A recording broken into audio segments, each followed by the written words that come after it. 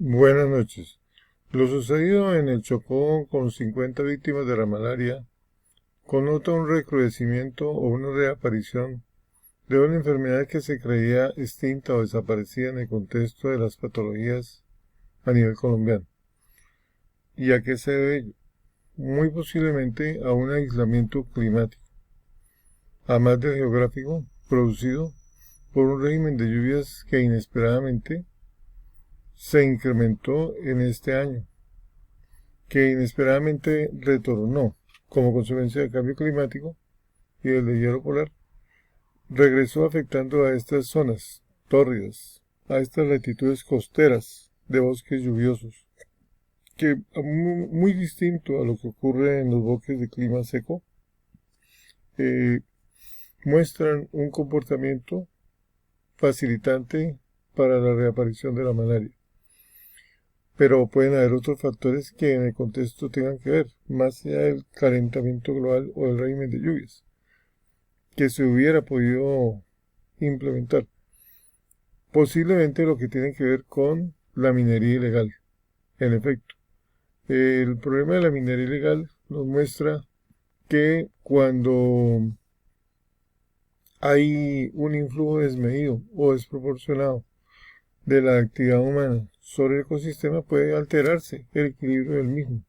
Puede generarse un desorden que puede conducir al reforzamiento indirecto de patologías epidémicas como la malaria, como el dengue, como la leishmaniasis, como tantas enfermedades emergentes, en donde no haya una estabilidad climática o un control a la proliferación de este tipo de insectos o de mosquitos transmisores de la malaria, que, que permita que ellos sean seleccionados.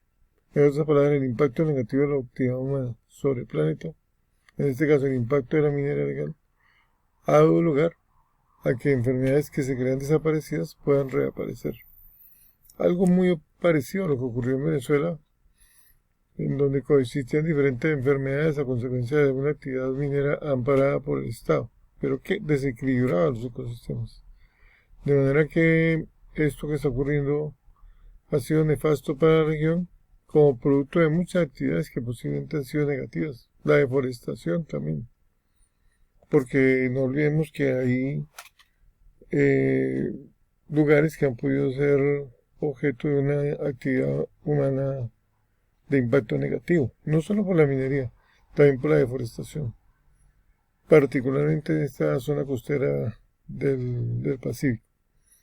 Entonces, las consecuencias se revierten en un clima que se revela y que muestra esta enfermedad para los más pobres, tristemente, que es la malaria.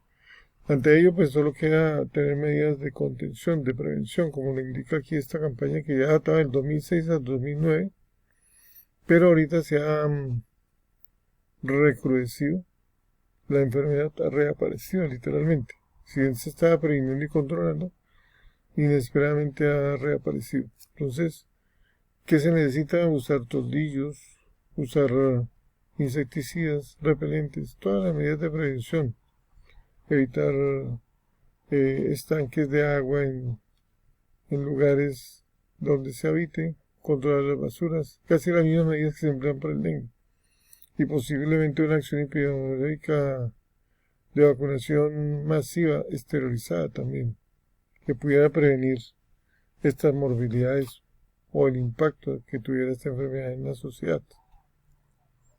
De manera que es muy importante tener en cuenta cómo afectar el clima se revierte en una influencia epidemiológica nefasta para la sociedad y evitar que ello pueda ocurrir en otros contextos, donde no se cuida el agua, donde se trata la naturaleza con actividades mineras de alto impacto o con deforestación.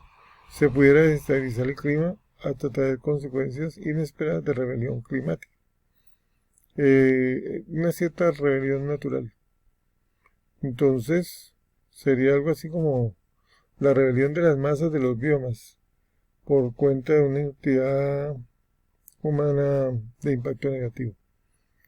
Entonces, en biomas también de páramo hay que cuidar mucho las fuentes, porque no se puede permitir que las fuentes de agua se llenen de elementos tóxicos como el mercurio, el cadmio, o el arsénico, o el cianuro, que pudieran ser daño letal a la población. Igual en estas poblaciones también se emplea mucho mercurio, y además de que sufren la inclemencia de un desabastecimiento de agua limpia, potable, también sufren ahora el embate epidémico. Todo ello es derivado de una actividad insensata de orden minero que golpea a estos contextos sociales, a estas comunidades empobrecidas de nuestro país. De manera que es muy importante tener, ojalá, una conciencia y un desarrollo sostenible que limite ese impacto negativo, buscar otras fuentes de subsistencia más compatibles o más sinérgicas con el ambiente, que produzcan mejores resultados a la sociedad.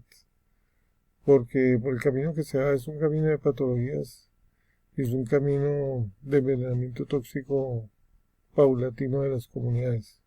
Es preciso poner un control a ello y retomar el cauce del desarrollo sostenible, de la convivencia en armonía con la naturaleza, como lo hacían nuestros antepasados. Ellos no tenían problemas de supervivencia, ni problemas de calentamiento global, ni se les incendiaban los páramos, ni comían aguas venenosas, ni sufrían éxodos, ni problemas colaterales en sus medios ambientes con infecciones. ¿Por qué? Porque ellos posiblemente en esa época cuidaban el entorno.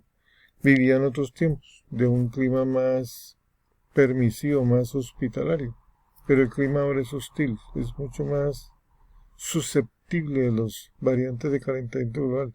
Subimos 1 grado % luego del 2014 y estamos en la era industrial, y por desgracia les sumamos a eso que ya hemos generado de contaminación actividades mineras u otro tipo de actividades de deforestación que solamente contribuyen a deteriorar el ecosistema. Entonces es muy grave que esto sea así, porque lo que se afecta en últimas es la supervivencia humana. Lo que se afecta en consecuencias postreras es la convivencia y la subsistencia de todas estas comunidades y la habitabilidad misma de esos ecosistemas para todos los colombianos a futuro. Podríamos llegar a un clima de inestabilidad igual al de Venezuela, porque la teoría o la hipótesis del aislamiento climático no está fundada en variables inmutables o variables constantes. Por desgracia seguimos acelerando la temperatura, seguimos haciendo minería ilegal, seguimos deforestando, seguimos sumando impactos negativos.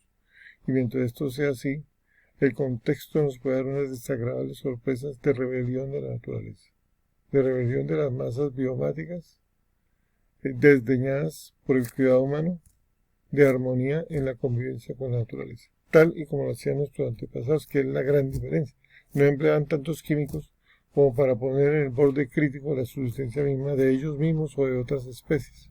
Y en eso nosotros tenemos que tomar noticias más acuciosos, de buscar otras fuentes de subsistencia y de aliviar el ecosistema más bien sembrando árboles, generando otra fuente de sostenimiento, quizá la pesca en mayor grado, descontaminando las fuentes hídricas, reforestando, utilizando paneles solares para cambiar algunos combustibles fósiles gradualmente, mientras tenemos toda la logística para hacer ese cambio, porque todavía tenemos problemas de éxodo y problemas colaterales asociados a la guerra, de manera que eso es preciso tenerlo en cuenta para advocar en pro del derecho a la paz y coadyuvar a la supervivencia y al desarrollo de estas comunidades. Bueno, atentamente, Javier Blanco.